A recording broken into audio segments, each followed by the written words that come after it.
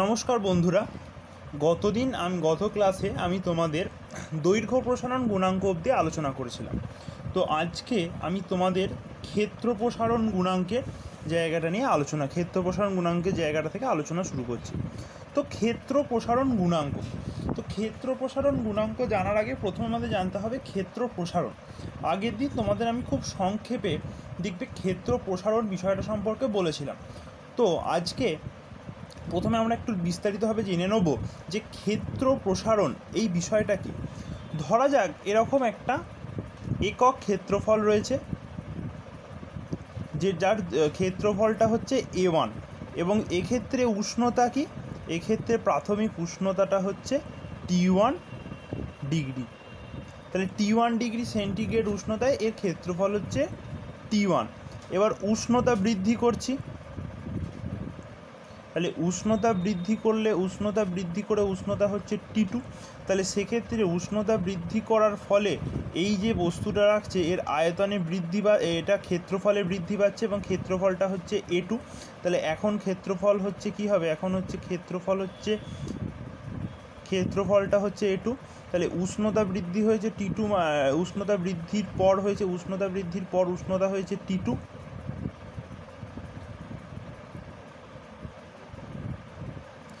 পর উষ্ণতা হয়েছে T2 এবং T1 থেকে T2তে উষ্ণতা বৃদ্ধি করার ফলে ক্ষেত্রফলের বৃদ্ধি হয়েছে A1 থেকে A2।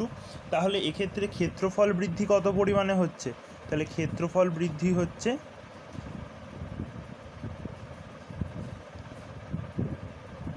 A2 minus A1। এরপর এই যে A1 ছিল মোট প্রাথমিকভাবে ক্ষেত্রফল এবং T1 ডিগ্রি থেকে T2 ডিগ্রিতে উষ্ণতা নিয়ে যাওয়ার ফলে উষ্ণতার বৃদ্ধি হচ্ছে T2 মাইনাস T1। উষ্ণতা বৃদ্ধিটাও এখানে আমি লিখে দিই, উষ্ণতা বৃদ্ধি। ঠিক আছে, এই যে উষ্ণতা বৃদ্ধি হচ্ছে T2 মাইনাস T1, এর ফলে যে ক্ষেত্রফলের বৃদ্ধি A2 মাইনাস A1, এটাকে আমি একটা সুন্দর সাজিয়ে একটা আকারের মধ্যে দিয়ে লিখতে পারি। কীরকম, যে T2 মাইনাস T1 ডিগ্রি উষ্ণতা বৃদ্ধির ফলে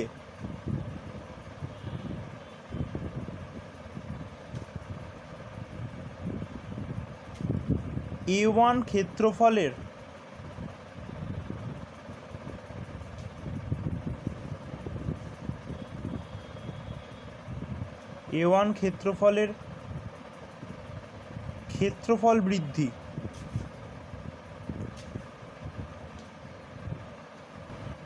ক্ষেত্রফল বৃদ্ধি কত হচ্ছে না A2 মাইনাস A1। তাহলে 1 ডিগ্রি উষ্ণতা বৃদ্ধির ফলে A1 ক্ষেত্রফল বৃদ্ধি কী হবে না, ক্ষেত্রফল বৃদ্ধিটা হবে A2 minus A1 by A1 into T2 minus T1। এই যে রাশিমালাটার মাধ্যমে আমরা এই যে বিষয়টা, যে ক্ষেত্রফলের বৃদ্ধিটা, এটাকে যে ঐকিক নিয়মের মাধ্যমে লিখলাম এবং এই যে রাশিটা পেলাম যে A2 minus A1 by A1 into T2 minus T1, এই যে রাশিটা আমরা এখানে পেলাম, তো এই যে রাশিটা আমরা পেলাম A2 minus A1 by A1 into T2 minus T1, তো এই রাশিটার একটা নির্দিষ্ট নাম আছে। সেই নামটা কি, এই যে রাশিটা পেলাম এইটাকেই বলা হচ্ছে ক্ষেত্র প্রসারণ গুণাঙ্ক। এই যে রাশিটাকে আমরা বলে থাকি পদার্থবিজ্ঞানের ভাষায় ক্ষেত্র প্রসারণ গুণাঙ্ক বা বিটা।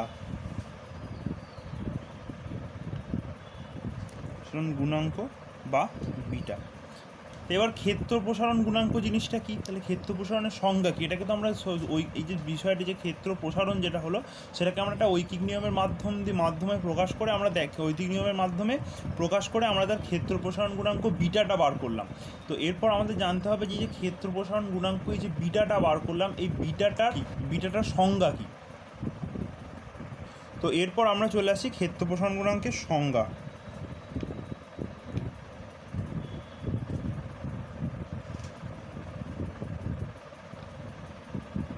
ক্ষেত্র প্রসারণ গুণাঙ্কের সংজ্ঞা কি বলছে না, 1 ডিগ্রি উষ্ণতা বৃদ্ধির ফলে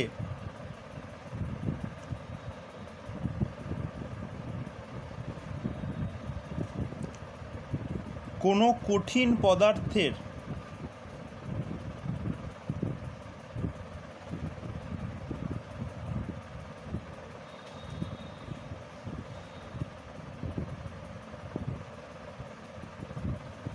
একক ক্ষেত্রফলের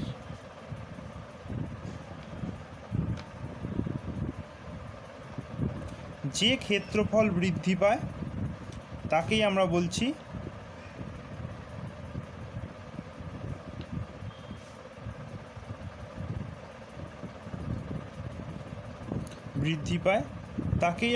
বলছি ক্ষেত্র প্রসারণ গুণাঙ্ক।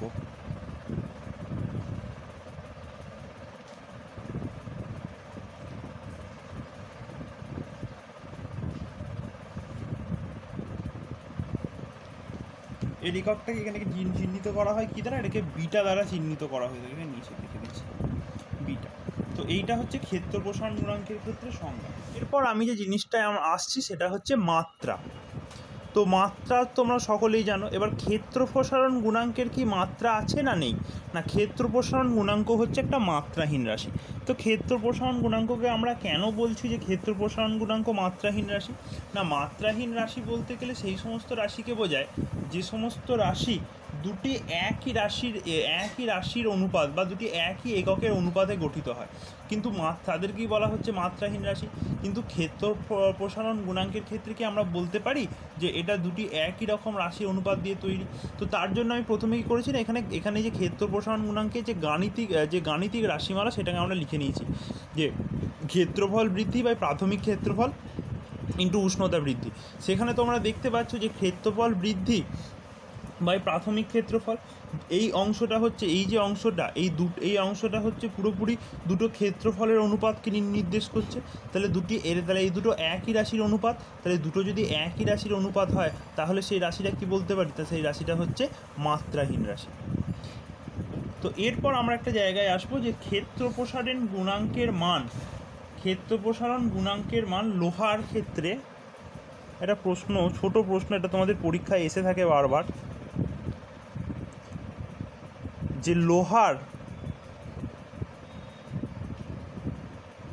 ক্ষেত্রে ক্ষেত্র প্রসারণ গুণাঙ্কের মান, লোহার ক্ষেত্রে ক্ষেত্রফল প্রসারণ গুণাঙ্কের মানটা হয়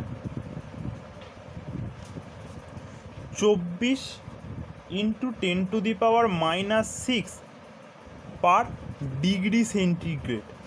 এর অর্থ কী বা এটা বলতে কি বোঝায়? তো এই ধরনের এটা একটা ছোট প্রশ্ন তোমাদের কিন্তু পরীক্ষায় এসে থাকে, এবং এই যে ছোট প্রশ্নটা পরীক্ষায় তোমাদের এসে থাকে যে ক্ষেত্র প্রসারণ গুণাঙ্কের মান 24 × 10⁻⁻6 পার ডিগ্রি সেন্টিগ্রেড বলতে কী বোঝায়? তো এই ধরনের উত্তর করার আগে তোমাদের প্রথম যে জিনিসটা লিখতে হবে সেটা হচ্ছে ক্ষেত্র প্রসারণ গুণাঙ্কের মানটা কিসে দেওয়া আছে, পার ডিগ্রি সেন্টিগ্রেডে না পার কেলভিনে? এখানে পার ডিগ্রি সেন্টিগ্রেড। তাহলে পার ডিগ্রি সেন্টিগ্রেডে দেওয়া আছে মানে হচ্ছে এটা সিজিএস পদ্ধতিতে দেওয়া আছে। তাহলে সিজিএস পদ্ধতিতে ক্ষেত্র প্রসারণ গুণাঙ্কের মান বলেছে 24 × 10⁻⁻6। তাহলে এবার আমি সংজ্ঞা থেকে খুব সহজেই লিখতে পারি যে তাহলে পার ডিগ্রি সেন্টিগ্রেড সিজিএস পদ্ধতি। তাই এখানে আমি লিখছি যে 1 সেন্টিমিটার স্কোয়ার লোহার পাতের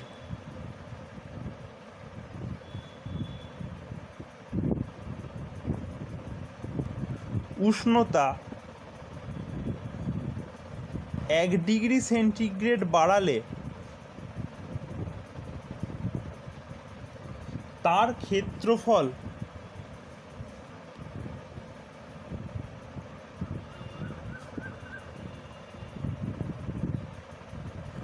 24 × 10⁻⁻6 সেমি স্কোয়ার বাড়বে। এইটাই হচ্ছে লোহার ক্ষেত্রে ক্ষেত্রফল গুণাঙ্কের মান। যদি 24 × 10⁻⁻, পার ডিগ্রি সেন্টিগ্রেড যদি জিজ্ঞেস করতে দেয় তখন বলতে হবে যে 1 সেমি স্কোয়ার লোহার পাতের উষ্ণতা 1 ডিগ্রি সেন্টিগ্রেড বাড়ালে তার ক্ষেত্রফল 24 × 10⁻⁻6 সেমি স্কোয়ার বাড়বে। এইটাকেই বলা হচ্ছে, এইটাই হচ্ছে এর অর্থ। এবং এই যে প্রশ্নটা যে লোহার ক্ষেত্রফল গুণাঙ্কের মানের অর্থ কী, এটা কিন্তু তোমাদের বিভিন্ন সময় পরীক্ষায় এই অধ্যায় থেকে 1 নম্বরের ছোট প্রশ্ন হিসেবে কিন্তু দেওয়া হয়েছে। বারবার মাধ্যমিক পরীক্ষায় বা স্কুলের পরীক্ষাতে প্রশ্নটা কিন্তু আসে যে লোহার ক্ষেত্রফল প্রসারণ গুণাঙ্কের মান এত, এর অর্থ কি? লোহার জায়গায় অন্য কিছুও দিতে পারে, তামা, পিতল, এই সমস্ত বস্তুও দিতে পারে, কিন্তু তোমাদের তখন একই হবে উত্তরটা, কারণ একটুখানি তাহলে এখানে লোহার জায়গায় তখন পিতল বা তামার লিখতে হবে। বাকি উত্তরটা কিন্তু একই হবে, এর গুরুত্বপূর্ণ প্রশ্ন। এবং এইখান থেকে আর একটা বিষয় এখানে বলে দেওয়ার আছে, যে তোমাদের আমি তখনই দেখালাম যে ক্ষেত্রফল গুণাঙ্কের যে এককটা হচ্ছে, সেই এককটা হচ্ছে যে পার ডিগ্রি সেন্টিগ্রেড অথবা পার কেলভিন। এটার থেকে আমরা খুব সহজেই বলতে পারি যে ক্ষেত্র প্রসারণ গুণাঙ্কের মান ক্ষেত্রফলের ওপর নির্ভর করে না, ক্ষেত্রফল প্রসারণ গুণাঙ্কের মানটা উষ্ণতার ওপর নির্ভর করে। এইটা একটা খুব গুরুত্বপূর্ণ বিষয় কিন্তু মনে রাখতে হবে, যে ক্ষেত্রফল প্রসারণ গুণাঙ্কের মান, ক্ষেত্রফল প্রসারণ গুণাঙ্ক বা ক্ষেত্র প্রসারণ গুণাঙ্ক একই বিষয়। তো ক্ষেত্র প্রসারণ গুণাঙ্কের মান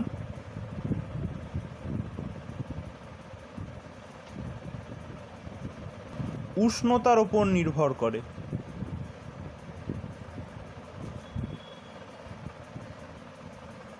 উষ্ণতার ওপর নির্ভর করে,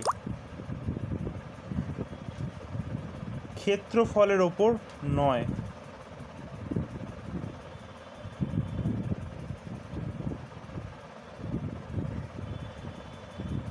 তো এই সংক্রান্ত একটা প্রশ্ন এখানে তোমরা এখানে থাকে বা পরীক্ষায় পড়ে, যে একটা রিং নেওয়া হচ্ছে, একটা গোল রিং, আর একটা এরকম চাকতি নেওয়া হলো।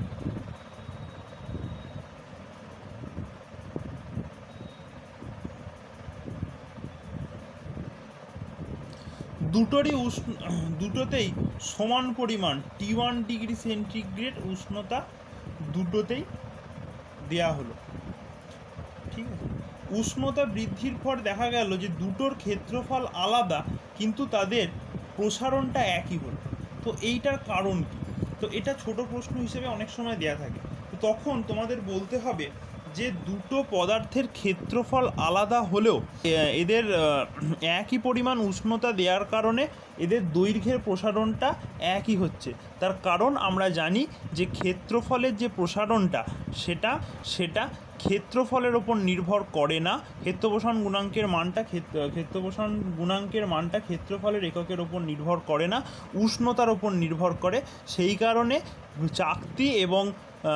চাকতি এবং রিং দুটোর ক্ষেত্রফল আলাদা হলেও একই একটি নির্দিষ্ট পরিমাণ উষ্ণতা দেওয়ার ফলে তাদের দুটোরই সমপরিমাণ বৃদ্ধি হয়। এটা কিন্তু একটা খুব গুরুত্বপূর্ণ প্রশ্ন কিন্তু তোমাদের পরীক্ষায়, মানে কিছু কিছু ক্ষেত্রে পরীক্ষায় দেয়া থাকে, যে এই যে চাকতি বা রিং এই ধরনের বিভিন্ন রকম, যে দুটো বস্তুর ক্ষেত্রফল আলাদা হচ্ছে কিন্তু তাদেরকে একই পরিমাণ উষ্ণতা দিলে, সেখানে চাকতি বা রিং বলে সেখানে অন্য কিছু দুটো জিনিস দিয়েও দিতে পারে। সেক্ষেত্রেও কিন্তু তোমাদের উত্তরটা এইভাবেই লিখতে হবে, যে এটা কেন হচ্ছে না। এখানে একটা ছোট্ট করে আমি লিখে দিচ্ছি, যে চাকতি ও রিংয়ের ক্ষেত্রফল আলাদা হলেও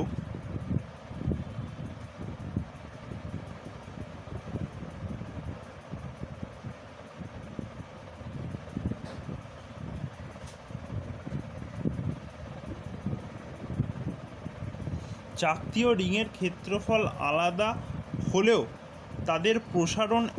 তাদের প্রসারণ সমপরিমাণ উষ্ণতা দিতে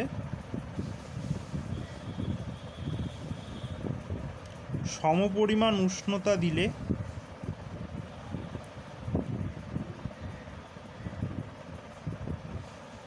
তাদের প্রসারণ একই হয়।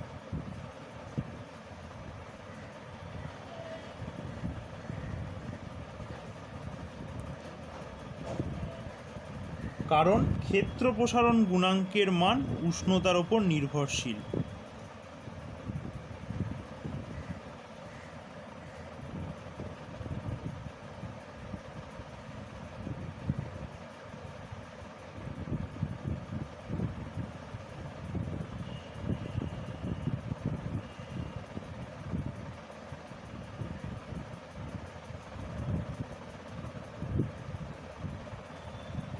তো এরপর আমি যে জায়গাটায় তোমাদের আসবো সেটা হচ্ছে আয়তন প্রসারণ গুণাঙ্ক। এরপর আসছি আয়তন প্রসারণ গুণাঙ্ক।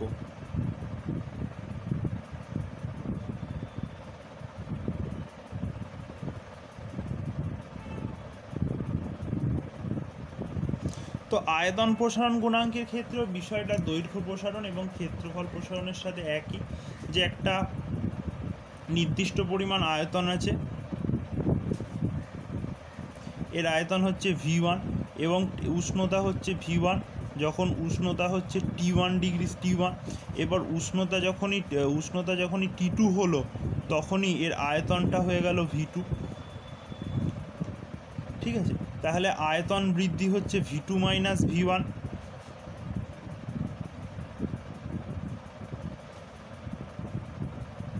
আর উষ্ণতা বৃদ্ধি হচ্ছে T2 মাইনাস T1।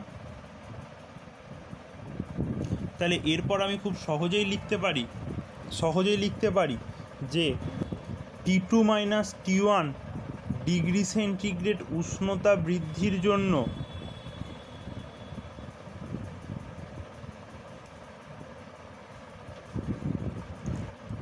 V1 আয়তনের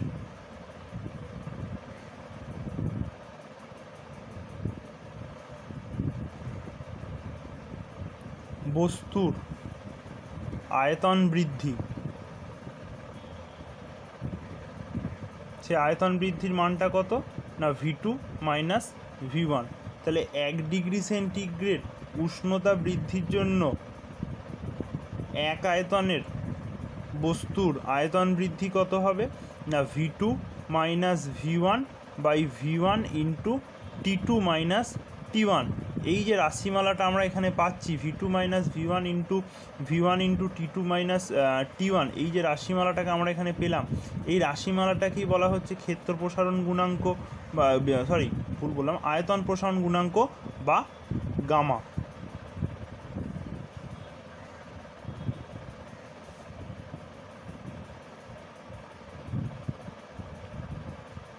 আয়তন প্রসারণ গুণাঙ্ক বা গামা এটাও একই, এবং আয়তন প্রসারণ গুণাঙ্কের সংজ্ঞাটা কী হবে না একই রকমভাবে এখানেও তাই হবে যে 1 ডিগ্রি উষ্ণতা বৃদ্ধির জন্য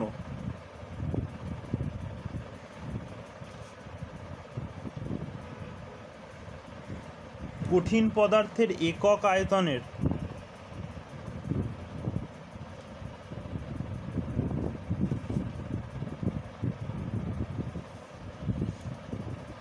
যে আয়তন বৃদ্ধি হয়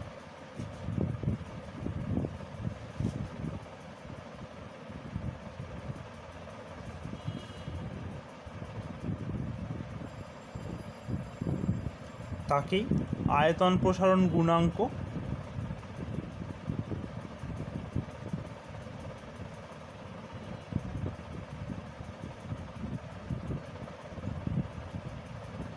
বা ব্র্যাকেটে গামা বলে।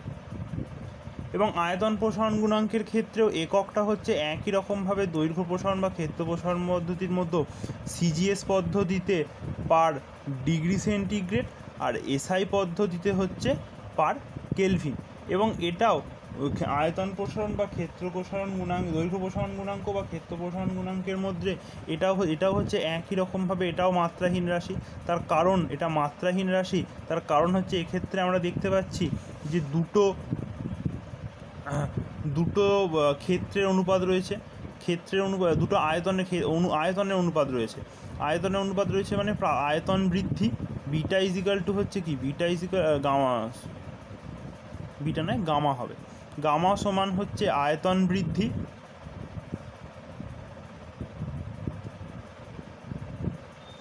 বাই প্রাথমিক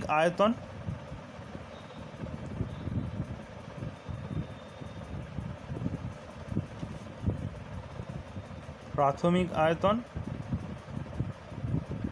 ইন্টু দৈর্ঘ্য বৃদ্ধি।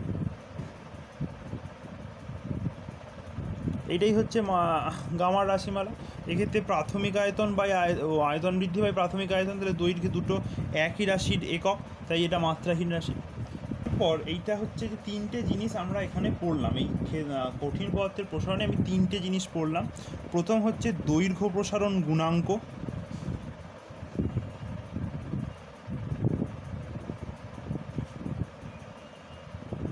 যেটা হচ্ছে আলফা। 2 নম্বর হচ্ছে ক্ষেত্র প্রসারণ গুণাঙ্ক, যেটাকে আমরা ডিনোট করছি বিটা। আর শেষে হচ্ছে আয়তন প্রসারণ গুণাঙ্ক, যেটাকে আমরা ডিনোট করছি গামা দ্বারা। এই আলফা, বিটা এবং গামা, এই যে তিন ধরনের ক্ষেত্র প্রসারণ গুণাঙ্কের মধ্যে সম্পর্ক, সেটার একটা, এই তিনটের মধ্যে যে তিনটে আলফা বিটা গামা এদের মধ্যে একটা সম্পর্ক আছে, সেই সম্পর্কটাকে, এবং এটা অত্যন্ত গুরুত্বপূর্ণ একটা জিনিস, এবং তোমাদের অঙ্ক করার এখান থেকে অঙ্ক আছে এবং পরীক্ষার ক্ষেত্রে সংখ্যাটা মনে রাখতে হবে অবশ্যই। আলফা সমান বিটা বাই 2 ইজিক্যাল টু হচ্ছে গামা বাই 3। এইটা হচ্ছে একটা অত্যন্ত ইম্পর্টেন্ট সূত্র, এটা ভিভিআই এটা মানে পরীক্ষায় বারবার এই প্রশ্নটা এসেছে যে আয়তন প্রসারণ গুণাঙ্ক, ক্ষেত্র প্রসারণ গুণাঙ্ক এবং দৈর্ঘ্য প্রসারণ গুণাঙ্ক এই তিনটের মধ্যে সম্পর্ক লেখো, তখন কিন্তু এইটা লিখতে হবে যে alpha equal to beta by 2 equal to gamma by 3। তো এই বিষয়টা যেটা আমি লিখলাম যে alpha equal to beta by 2 equal to gamma by 3, তো এই বিষয়টা হঠাৎ করে চলে আসেনি বা মনে হয়েছে বলে লিখে দেওয়া হয়নি, এটা গাণিতিকভাবেও এটা কিন্তু প্রমাণ করা যায়, কিন্তু তোমাদের সেই গাণিতিক প্রমাণটা নেই। তোমাদের দশম শ্রেণীর জন্য শুধুমাত্র এই রাশিমালাটাই আছে, এবং এটা থেকে কিন্তু তোমাদের অঙ্কও আসে যে alpha equal to beta by 2 equal to হচ্ছে গামা বাই 3, এই যে রাশিমালাটা দিয়ে কিন্তু তোমাদের এক্ষেত্রে অঙ্ক এসে থাকে। তো এইটাই হচ্ছে দৈর্ঘ্য প্রসারণ গুণাঙ্ক, ক্ষেত্র প্রসারণ গুণাঙ্ক এবং আয়তন প্রসারণ গুণাঙ্কের মধ্যে সম্পর্ক। তো এরপর একটা জিনিস আমরা জানবো, সেটা হচ্ছে এই যে প্রসারণ গুণাঙ্ক, এই যে তাপ দিলে কঠিন পদার্থ প্রসারিত হয়, এই যে বিষয়টা, তো এইটা আমরা কেন করছি, এর ব্যবহারিক প্রয়োগটা কী, বা এটা আমরা কোথায় দেখতে পাচ্ছি, এই যে উষ্ণতা বৃদ্ধি করলে পদার্থের আয়তন বৃদ্ধি পাচ্ছে, এটার ব্যবহারিক প্রয়োগটা কী। তো ব্যবহারিক প্রয়োগের মধ্যে প্রথমেই যে জিনিসটায় আমরা আসবো সেটা হচ্ছে থার্মোস্ট্যান্ড।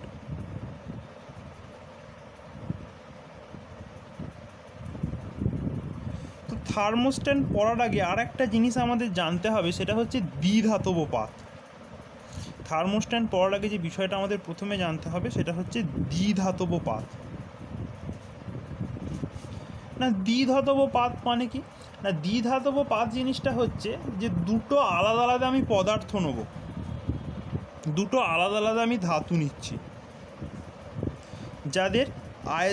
যাদের প্রসারণ গুণাঙ্কর মানটা হচ্ছে আলাদা, যাদের দৈর্ঘ্য প্রসারণ গুণাঙ্কের মানটা হচ্ছে আলাদা। এরপর এই যে দুটো ধাতুর পাত রয়েছে, এই দুটোকে আমি ঘরের উষ্ণতাতে যুক্ত করে দেবো, ঘরের উষ্ণতায় পরস্পরের সঙ্গে রিভেট করে, অর্থাৎ একটার সাথে অপরটাকে আমরা যুক্ত করে দেবো, দিয়ে এই যে দুটো ভিন্ন ধাতু যাদের দৈর্ঘ্য প্রসারণ গুণাঙ্কের মানটা হচ্ছে আলাদা, তাদেরকে আমরা পরস্পরের সঙ্গে এইভাবে যুক্ত করে দেবো, দিয়ে দ্বিধাতব পাত বানাবো।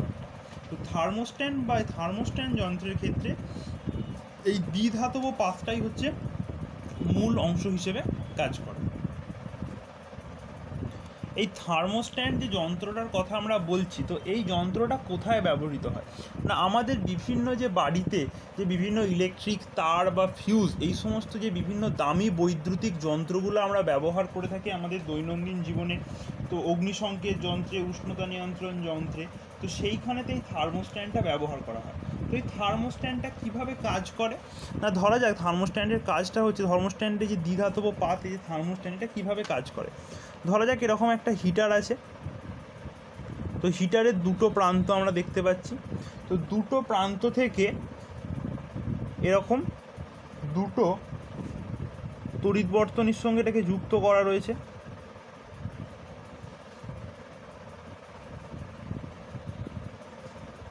এটাকে তড়িৎ বর্তনীর সঙ্গে যুক্ত করা রয়েছে, এবং শেষে এসে এইখানেতে দুটো জিনিস এরকমভাবে পরস্পরের সঙ্গে লাগানো রয়েছে, এবং তার সাথে এই যে পাতটা লাগানো রয়েছে, এইখানেতে একটা দ্বিধাতব পাতকে আমরা যুক্ত করে দিয়েছি, একটা দ্বিধাতব পাত এই অংশটার সঙ্গে যুক্ত হয়ে আছে। তো এই দ্বিধাতব পাত যেটাকে আমরা যুক্ত করেছি, এটা দুটো জিনিস নিয়ে গড়ে উঠেছে। এর ভেতরের দিকটা রয়েছে পিতল, আর বাইরের দিকটা রয়েছে ইনভার্ট। এটা হচ্ছে আমাদের হিটার, এই বাইরের দিকে আছে ইনভার্ট,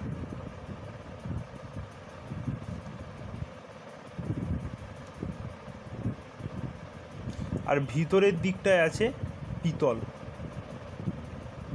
এরপরে এই জিনিসটা কিভাবে কাজ করছে, এবার হচ্ছে ইনভার্টের থেকে পিতলের দৈর্ঘ্য প্রসারণ গুণাঙ্ক বেশি, এরপর হিটার থেকে কারেন্টটা চলতে শুরু করলো।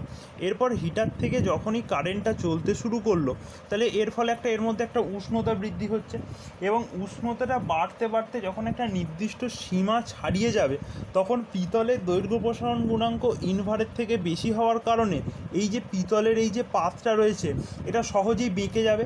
এটা সহজেই বেঁকে যাওয়ার ফলে এই বর্তনীটাতে তড়িৎ সংযোগটা বিচ্ছিন্ন হয়ে যাবে, বা অগ্নিসংযোগ ব্যবস্থায় কী হয়, এই পিতলটা যখনই বেজে, পিতলটা যখনই দৈর্ঘ্য প্রসারণ গুণাঙ্ক বেশি হওয়ার কারণে পিতলটা যখনই বেজে যায়, তখনই অ্যালার্ম বাজতে শুরু করে যে আগুন লাগতে পেরেছে, বা উষ্ণতাটা আগুন লাগার যে সীমাটা ছাড়িয়ে গেছে। তো এইখানেই হচ্ছে ইনভারের কাজ। এবং যখন বর্তনীটা চলছে, যতক্ষণ অবধি স্বাভাবিক উষ্ণতায় রয়েছে, তখন এই দ্বিধাতব পাতটার মধ্যে কিন্তু পরিবর্তন হয় না। এটা যেরকম ছিল সেরকমভাবেই দাঁড়িয়ে থাকে, এর মধ্যে কোনোরূপ পরিবর্তন হয় না। কিন্তু যখনই এর উষ্ণতাটা বাড়তে থাকবে এবং নির্দিষ্ট মাত্রা ছাড়িয়ে যাবে, তখনই এই দ্বিধাতব পাতটা বেঁকে যাবে, এবং এই দ্বিধাতব পাতটা বেঁকে যাওয়ার ফলে বর্তনীটা তড়িৎ বিচ্ছিন্ন হয়ে যাবে। তাহলে তড়িৎ বিচ্ছিন্ন হয়ে যাওয়ার ফলে তখন বর্তনীটাতে আর কোনো পরিমাণ তড়িৎ সঞ্চালন হবে না, এবং আস্তে আস্তে করে বর্তনীটা ঠান্ডা হবে। এবং বর্তনীটা যখনই আস্তে আস্তে করে ঠান্ডা হবে, তখনই এটা এই দ্বিধাতব পাতটা যথারীতি তাপটা ছেড়ে দিয়ে তার পূর্বের অবস্থায় ফিরে আসবে। তো তারপর আবার যথাসময়ে তড়িৎ সম্ভব চালু হবে। তো এইভাবে এই যে দ্বিধাতব পাত বা থার্মোস্ট্যান্ড যন্ত্রটা কাজ করে। এই থার্মোস্ট্যান্ড যন্ত্র বা দ্বিধাতব পাতটা হচ্ছে যে কোনো ধরনের দামি আসবাবপত্র, বৈদ্যুতিক চুল্লি, ইনকিউবেটর, বৈদ্যুতিক যন্ত্র, জল গরম করার যন্ত্র, তো এই সমস্ত জিনিসেই তোমরা দেখে থাকবে। খুব লক্ষ্য করে দেখবে যে জল গরম হয়ে গেলে বা বিভিন্ন সময় জল গরম হয়ে গেলে দেখবে সে একটা শব্দ হয়, ফট করে শব্দ হয়। তো এই যে শব্দটা হয়, যে জলটা গরম হয়ে গেছে, এই শব্দটা, এইটা কিন্তু একমাত্র হয় এই দ্বিধাতব পাতটা কাজ করছে বলে। এই দ্বিধাতব পাতটা দেখিয়ে দেয় যে একটা নির্দিষ্ট উষ্ণতা পেরিয়ে যাওয়ার ফলে ও পরিবর্তনের সংযোগটা বিচ্ছিন্ন করে দেয়, এবং তোমাকে জানান দেয় যে এই কাজটা সে করে ফেলেছে, অর্থাৎ জলটা গরম হয়ে গেছে। তো তখনই সেই বর্তনীটা একে অপরের সঙ্গে সংযোগটা বিচ্ছিন্ন করে। তো এইভাবেই হচ্ছে ইনভার বা দ্বিধাতব পাত বা থার্মোস্ট্যান্ড কাজ করে। 2 নম্বর হচ্ছে রেল লাইন।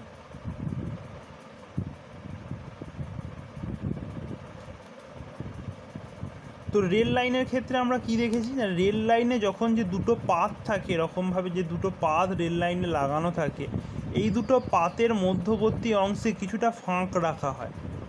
তার কারণটা কি, এই যে দুটো পাতের মধ্যবর্তী অংশে একটা ফাঁক রাখা থাকে। তো এই ফাঁকটা কেন রাখা থাকে রেল লাইনে? তো এই ফাঁকটা রাখার কারণ হচ্ছে যে উষ্ণতা বৃদ্ধির ফলে, গরমকালের দিনে উষ্ণতা বৃদ্ধির ফলে সারাদিন রোদেতে এই যে অংশগুলো, লোহার যে পাতগুলো রয়েছে, তো এই লোহার পাতগুলোরই দৈর্ঘ্য বৃদ্ধি হয়। এই লোহার পাতগুলোর যে দৈর্ঘ্য বৃদ্ধি হয়, তো তার জন্যেই ওই কিছুটা অংশ ছাড়া থাকে, যাতে তারা ওই অংশটায় তার দৈর্ঘ্য প্রসারণটা করতে পারে। কিন্তু ওইটায় যদি ওই অংশটায় কোনো ফাঁক না রেখে যদি সেই অংশটাকে একভাবে সংযুক্ত করে রাখা হতো, তাহলে কি দেখা যেত না, তাহলে দেখা যেত যে উষ্ণতা বৃদ্ধির ফলে যে দৈর্ঘ্য প্রসারণটা হচ্ছে, সেটা কোনো দিকে বাড়ার জায়গা না পেয়ে ওই পাতটা সহজেই বেঁকে যেত, এবং রেল লাইনটা বেঁকে ওপরের দিকে উঠে যেত গরমকালে। তো সেই কারণেই কী করা হয় না, রেল লাইনে দুটো অংশের মাঝখানে ফাঁক রাখা হয়। তারপর হচ্ছে গরুর গাড়ির বেড়।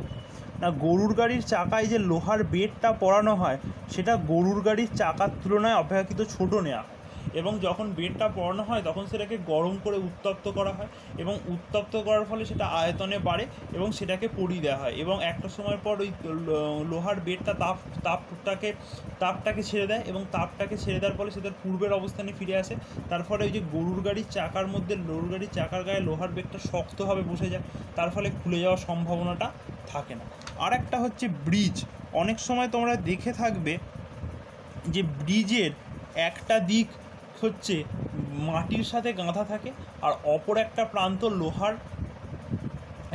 লোহার একটা রোলারের ওপর রাখা থাকে।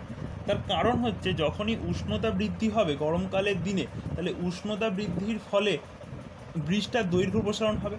তাহলে দৈর্ঘ্য প্রসারণ হওয়ার কারণে এই যে লোহার রোলারটার ওপর দিয়ে সে দৈর্ঘ্যটাকে প্রসারিত করতে পারবে। কিন্তু ওইখানে যদি রোলারটাকে না রাখা হয়, তাহলে কি দেখা যাবে যে ওইটার আয়তনে, তাহলে ওটা কী হবে, যে ব্রিজটা ক্ষতিগ্রস্ত হওয়ার সম্ভাবনা থাকবে। তো সেই কারণেই কি করা হয় যে যখন কোনো একটা জায়গায় ব্রিজ বানানো হয় তখন ব্রিজের একটা প্রান্তকে মাটির সাথে পিলারের সাহায্যে খুব শক্তভাবে আটকে রাখা হয় এবং অপর যে প্রান্তটা সেটাকে রোলারের ওপর রেখে দেওয়া হয়। তার ফলে কি হয়, উষ্ণতা বৃদ্ধির ফলে এর একটা দৈর্ঘ্যের প্রসারণ হওয়ার একটা জায়গা পায়। তো এই সমস্ত কারণগুলোর জন্যই আমরা দৈর্ঘ্য প্রসারণ গুণাঙ্ক এই কারণগুলোর জন্যই আমরা দৈর্ঘ্য প্রসারণ গুণাঙ্ক করে থাকি। তো এরপর এখান থেকে তোমাদের বেশ কিছু গাণিতিক উদাহরণ করতে হবে। তো গাণিতিক উদাহরণ করার জন্য খুব ছোট ছোট গাণিতিক উদাহরণ এখানে আছে। তো গাণিতিক উদাহরণ করার আগে এখান থেকে তোমরা যে তিনটে সূত্র তোমরা যে জেনেছো গাণিতিক উদাহরণ, সেই তিনটে সূত্র তোমাদের আগে মনে রাখতে হবে। যে এই তিনটে না, চারটি সূত্র প্রধানত, সেই চারটি সূত্রের সাহায্যে লিখতে হবে। প্রথম সূত্রটা কি, দৈর্ঘ্য প্রসারণ গুণাঙ্ক আলফা, এটা সমান হচ্ছে L2 minus L1 into L1 into T2 minus T1, এটা হচ্ছে প্রথম সূত্র। 2 নম্বর হচ্ছে বিটা সমান হচ্ছে A2 minus A1 into A1 into T2 minus T1, আর গামা সমান হচ্ছে V2 minus V1 by V1 into T2 minus T1, আর শেষ অংশে যেটা রয়েছে সেটা হচ্ছে আলফা সমান বিটা বাই 2 সমান হচ্ছে গামা বাই 3। এই যে চারটি সূত্র এইখান থেকে তোমরা দৈর্ঘ্য প্রসারণ গুণাঙ্ক থেকে পেয়েছো, এই চারটি সূত্র দিয়ে বেশ কিছু অঙ্ক আছে। তো আমি সেরকমই তোমাদের একটি কি দুটো অঙ্ক তোমাদের এখানে দেখাচ্ছি। তো প্রথম যে অঙ্কটা আমি করাচ্ছি তোমাদের, দেখো বলেছে একটা অঙ্কটা কি বলেছে, যে 3 মিটার দীর্ঘ একটা লোহার দণ্ড নিয়েছি,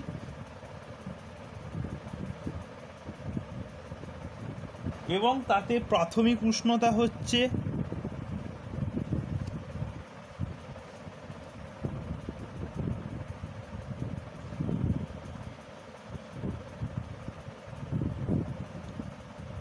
20 ডিগ্রি সেন্টিগ্রেড, এবং অন্তিম উষ্ণতা যেটা আছে সেটা হচ্ছে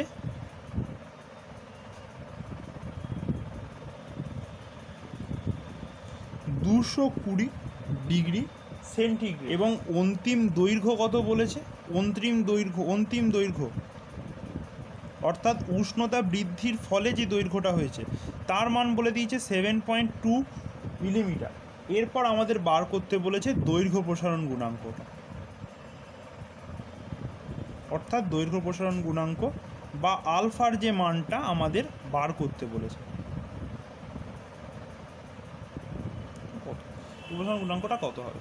তো এখানে আমাদের প্রথম যে জিনিসটা দেখতে হবে সেটা হচ্ছে উষ্ণতার এককটা কী। প্রথম আমরা দেখে নেবো যে আমাদের কী কী দেওয়া আছে, আমাদের হাতে প্রদত্ত তথ্যগুলো কী কী, যেগুলো আমরা পেয়ে যাচ্ছি। প্রথম হচ্ছে প্রথম অঙ্কটা যখন আমি করব তার মধ্যে প্রথম যে তথ্যটা আমি পেয়ে যাচ্ছি সেটা হচ্ছে প্রাথমিক দৈর্ঘ্য। প্রাথমিক দৈর্ঘ্য L1 সমান কী পাচ্ছি আমরা, প্রাথমিক দৈর্ঘ্য L1 সমান হচ্ছে 3 মিটার। প্রাথমিক উষ্ণতা সেটা কত পাচ্ছি, প্রাথমিক উষ্ণতা T1, এটা আমরা পাচ্ছি 20 ডিগ্রি সেন্টিগ্রেড। অন্তিম উষ্ণতা T2, সেটা আমরা কত পাচ্ছি না 220 ডিগ্রি সেন্টিগ্রেড। আর অন্তিম দৈর্ঘ্য বৃদ্ধির মানটা আমাদের বলে দেওয়া আছে, তাহলে দৈর্ঘ্য বৃদ্ধিটা হচ্ছে আমাদের 7.2 মিলিমিটার। এরপর আমাদের একটা জিনিস দেখতে হবে যে উষ্ণতাটা দেওয়া আছে পার ডিগ্রি সেন্টিগ্রেড, তাহলে আমাদের জিনিসটাকে বার করতে হবে সিজিএস। তাহলে সিজিএস পদ্ধতিতে 3 মিটার এটা মানে হচ্ছে 300 সেন্টিমিটার, আর 7.2 মিলিমিটার এই যে দৈর্ঘ্য বৃদ্ধি যেটা আমরা পেয়েছি, তো দৈর্ঘ্য বৃদ্ধিটাকেও আমাদেরকে সেন্টিমিটারে কনভার্ট করে নিতে হবে। তাহলে এটার মান হচ্ছে 0.72 সেন্টিমিটার।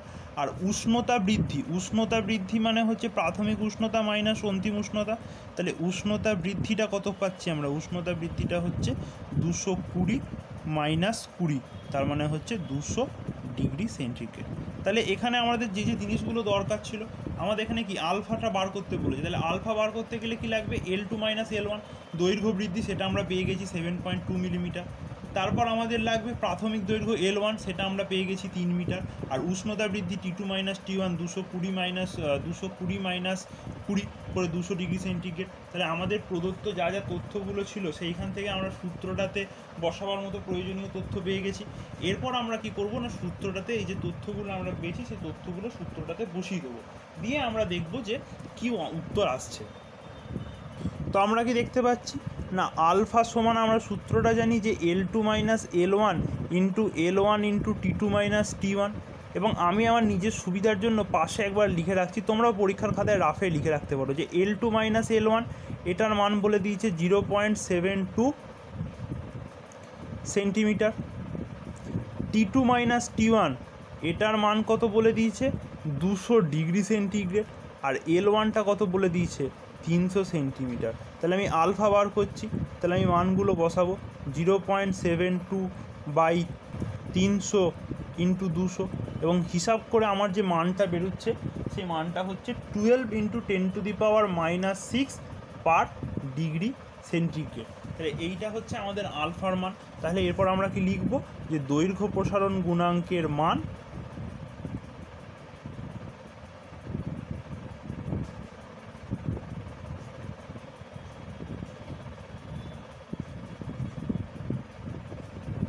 টুয়েলভ ইন্টু 10⁻⁻6 পার ডিগ্রি সেন্টিগ্রেড। তো এই রকম অঙ্ক এরকমভাবে তোমরা একইভাবে A2 মাইনাস A1 ক্ষেত্রফলের বৃদ্ধি, প্রাথমিক ক্ষেত্রফল, উষ্ণতার বৃদ্ধি, এইভাবে তোমরা নিজেরা ঘরেতেই ক্ষেত্র প্রসারণ গুণাঙ্কের মান বা গামার ক্ষেত্র প্রসারণ গুণাঙ্ক এবং আয়তন প্রসারণ গুণাঙ্ক বার করতে পারবে। দেখবে তোমাদের বইয়েতে এই ধরনের অঙ্ক রয়েছে। এরপর আমি আরেকটা দ্বিতীয় টাইপের অঙ্ক তোমাদের করাবো, সেটা হচ্ছে যে একটা অঙ্কে বলে দেওয়া আছে, অঙ্কটা হচ্ছে এরকম যে একটি কঠিন পদার্থের, পদার্থটা কি বলে দেয়নি, এটা কঠিন পদার্থই খালি লেখা আছে, একটি কঠিন পদার্থের ক্ষেত্র প্রসারণ গুণাঙ্কের মান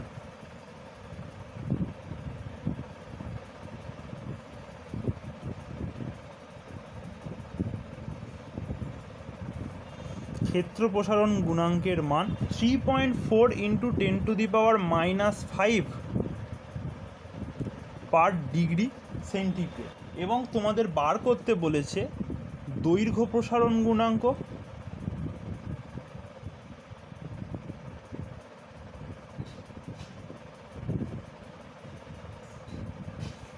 ও আয়তন প্রসারণ গুণাঙ্কের মান কত।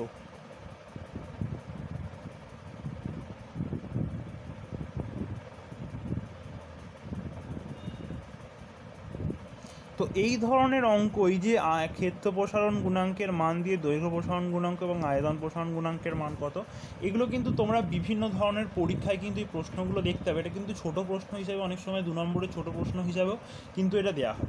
তো এইটা বার করার জন্য আমরা প্রথমেই যে জিনিসটা জানবো সেটা হচ্ছে আমাদের যে সূত্রটা আমি জানি যে আলফা সমান হচ্ছে β/2 সমান হচ্ছে γ/3, অর্থাৎ দৈর্ঘ্য প্রসারণ সমান হচ্ছে ক্ষেত্র প্রসারণের অর্ধেক এবং আয়তন প্রসারণের 3 ভাগ। তাহলে এক্ষেত্রে আলফাটা আমি জানি না, এক্ষেত্রে আমার কি বলে দেওয়া আছে, এক্ষেত্রে আমার বিটাটা বলে দেওয়া আছে 3.4 ইন্টু 10⁻⁻5 পার ডিগ্রি সেন্টিগ্রেড। তাহলে আমাকে দৈর্ঘ্য প্রসারণ গুণাঙ্ক, ওটা আলফাটা বার করতে হবে। তাহলে প্রথমে বার করে নিচ্ছি দৈর্ঘ্য প্রসারণ গুণাঙ্ক।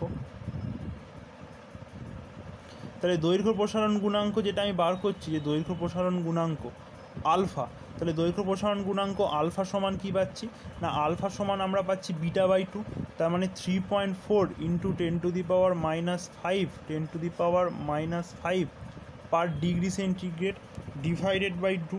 তাহলে আমরা কী পেয়ে যাচ্ছি না 1.7 ইন্টু 10⁻⁻5 পার ডিগ্রি সেন্টিগ্রেড। তাহলে এক্ষেত্রে আমরা প্রথম যে জিনিসটা আমাদের বার করতে দিয়েছিল যে দৈর্ঘ্য প্রসারণ গুণাঙ্ক কী হবে, সেটা আমরা পেয়ে গেলাম। এরপর আমরা যেটা যাব সেটা হচ্ছে আয়তন প্রসারণ গুণাঙ্ক। তাহলে আয়তন প্রসারণ গুণাঙ্ক, যেটাকে আমরা বলছি যে আয়তন প্রসারণ গুণাঙ্ক বা হচ্ছে গামা বা গামা।